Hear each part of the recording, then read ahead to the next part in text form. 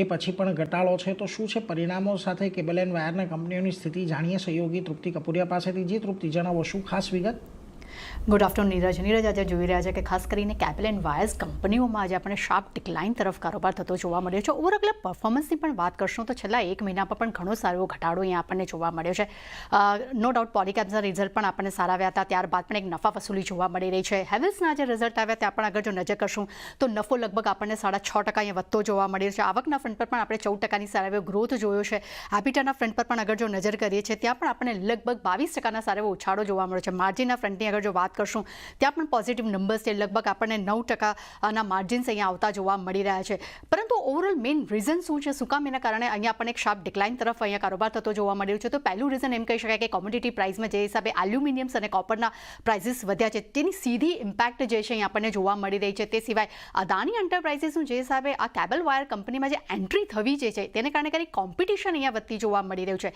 અમુક કંપનીઓ છે જેમાં આપણને સારું પ્રોફિટ બુકિંગ જે છે અહીંયા આપણને ઓવરઓલ જોવા મળી રહ્યું છે. તે સાથે સૌથી વધુ ઇમ્પોર્ટન્ટ અહીંયા જે ડર લાગી રહ્યો છે એ છે ઇન્વેન્ટરી લોસીસનો. કે એક ડર છે કે જે હિસાબે કોમ્પિટિશન વધે છે એ હિસાબે અહીંયા ઇન્વેન્ટરીઝ વધશે અને જેને કારણે કરીને તેના પણ લોસીસ વધી શકે છે. આ બધા મુખ્ય કારણો છે જેને કારણે કરીને એક સારું ડાઉનફોલ અહીંયા ઓવરઓલ આપણને અહીંયા જોવા મળી રહ્યો છે. અગર હું જો પરફોર્મન્સની વાત કરશું તો હેવેલ્સે લગભગ એક મહિનામાં લગભગ 5%ના નેગેટિવ રિટર્ન્સ આપ્યા છે. આજે પણ આ કાઉન્ટર્સ અત્યારે તમે જોઈ રહ્યા છો કે 5%થી વધુનો એક ઘટાડા સાથે કારોબાર કરી રહ્યું છે. એક વીકમાં પણ લગભગ આપણને 6%ના નેગેટિવ રિટર્ન્સ જોવા મળી રહ્યા છે. પોલીકેબની વાત કરશું ત્યાં પણ લગભગ આપણને 6.5%ની આસપાસનું મંથલી અહીંયા એક નેગેટિવ આપણને રિટર્ન્સ જોવા મળી રહ્યા છે. કે અહીંયા ઇન્ડસ્ટ્રીઝ પર નજર કરશું ત્યાં મંથલી જ્યાં 8%નો ઘટાડો છે ત્યાં વીકલી લગભગ 5.5%નો એક ઘટાડો જોવા મળી રહ્યો છે. આરઆર કાબલની વાત કરશું ત્યાં પણ લગભગ 7.5%નો ઘટાડો આપણને મંથલી જોવા મળ્યો છે અને યરલી લગભગ તેને 5%ના નેગેટિવ રિટર્ન્સ આપ્યા છે.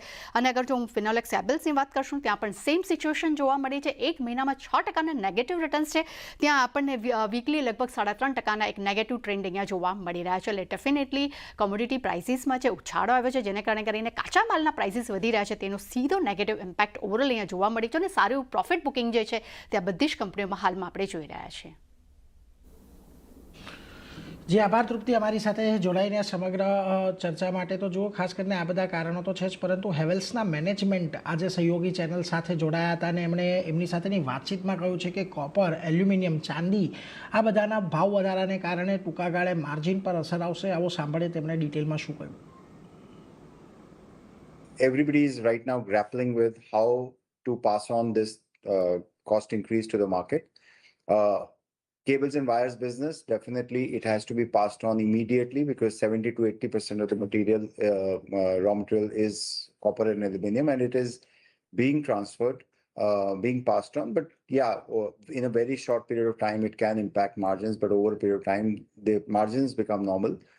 There has been extra stocking in the third quarter by the channel, which will normalize in the month of January. And hopefully, if it remains stable, then the normal demand should come back. But in this hyperinflationary situation, it can affect demand in the short term. As far as the other products are concerned, like switch gears and fans and all, obviously all these cost increases, including silver, affects the margins. But in the medium term, these cost increases will have to be passed on to the market to retain margins.